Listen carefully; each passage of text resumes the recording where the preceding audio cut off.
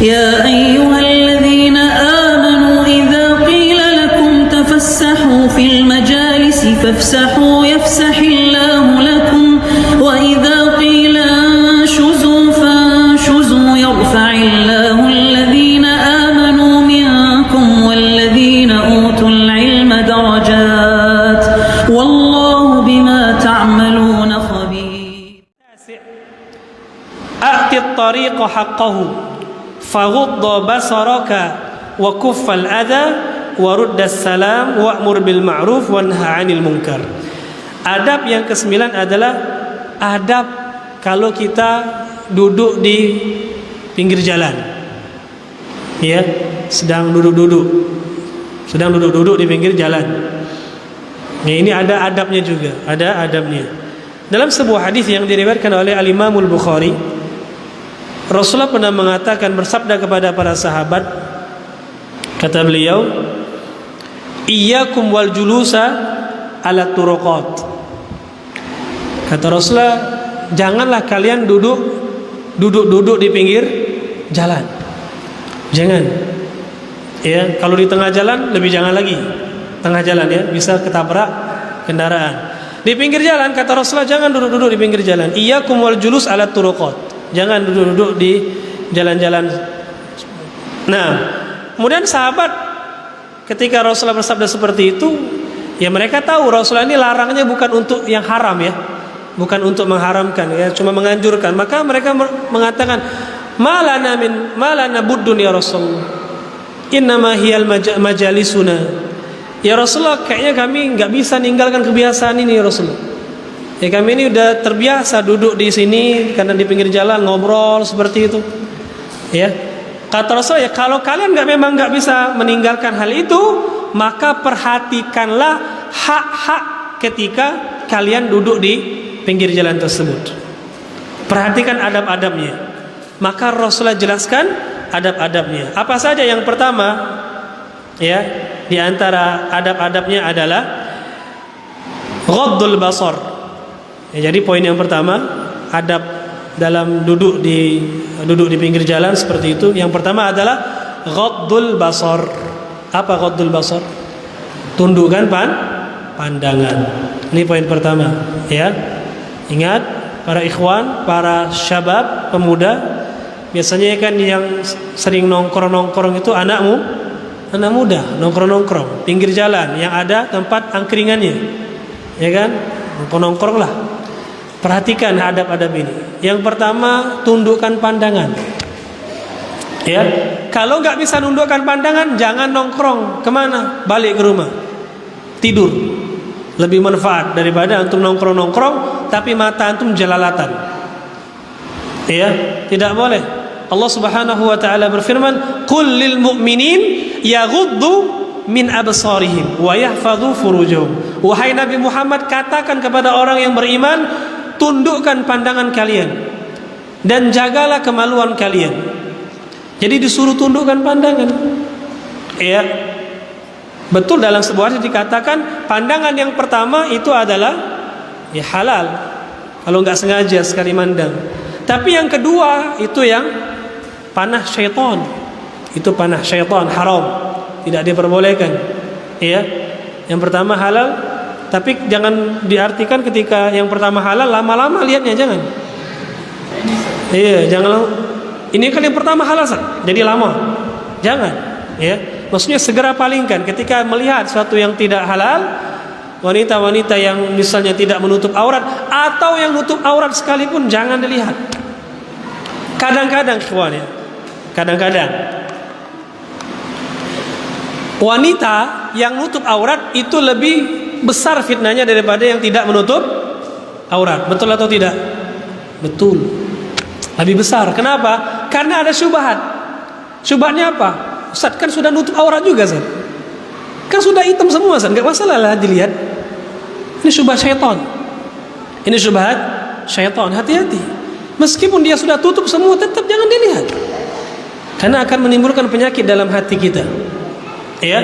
Kenapa? Antum memang enggak lihat auratnya, tapi akhwat ini cantik enggak ya? Nah, rambutnya keriting atau kribo ya?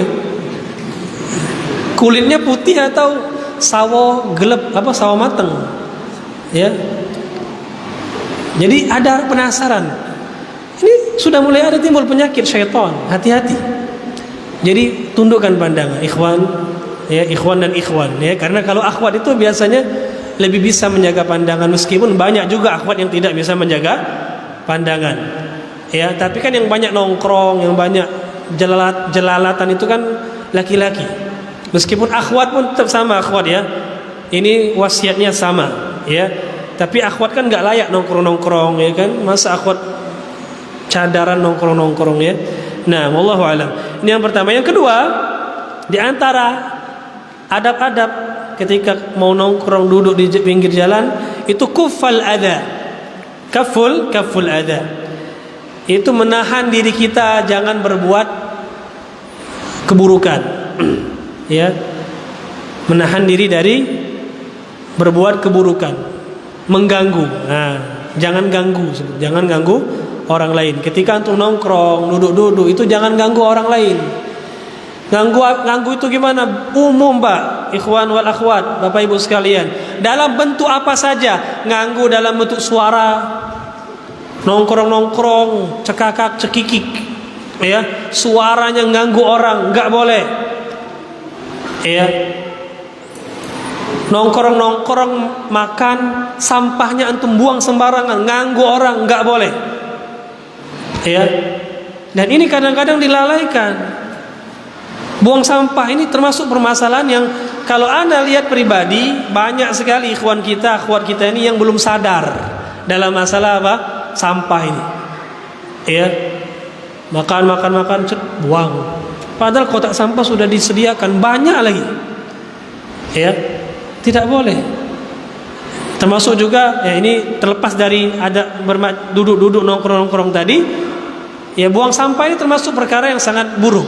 Sembarangan, buang sampah sembarangan. Ya, termasuk ketika antum di mobil, ini banyak. Ya. Ini kadang-kadang banyak. Yang lebih parah itu ustadz. Ya, dia ustadz, dia ceramah di mana-mana. Ya, ketika makan buka kaca spion, blus buang. Ini ustadz-ustadzan. Ya, ustadzan seperti ini. Ngajar kan nggak bener nih. Toyib. Ya, taruh dulu lah di mobil antum. Nanti ada kotak sampah baru buang. Belajar Islam dari hal-hal kecil, ikhwan. Kalau hal kecil aja antum nggak bisa, gimana antum mau melakukan hal besar? Jangan harap antum mendirikan negara Islam yang berlandaskan Quran Sunnah. Ya, mau seluruh orang itu ngaji Sunnah, mau semua orang sholat berjamaah. Jangan harap kalau hal-hal kecil aja kita nggak mampu. Ini kan lucu kadang-kadang.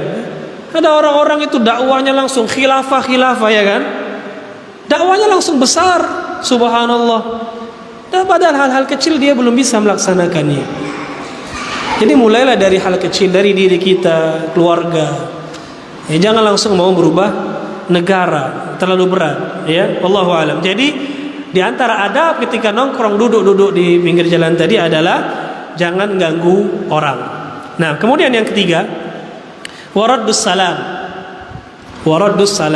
Menjawab salam. Kalau ada orang lewat, kita sedang duduk nih, ada orang lewat, assalamualaikum, kita jawab. Menjawab salam, waalaikumsalam warahmatullah. Ya, ini di antara adab.